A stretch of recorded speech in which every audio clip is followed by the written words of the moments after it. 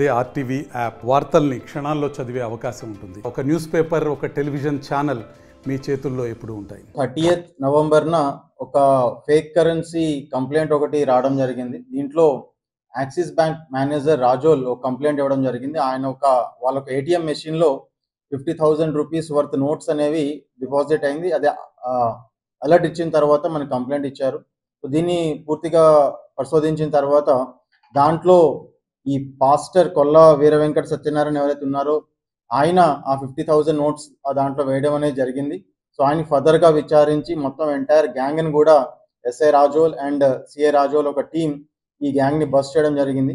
So దీని ఒక మూలం చూస్తే మనకి వీరవల్లి హనుమాన్ జంక్షన్ దగ్గర ఎన్ఎంఎస్ ఎంటర్ప్రైజెస్ అని చెప్పి ఒక ఫామ్ నడుపుతా ఉన్నారు.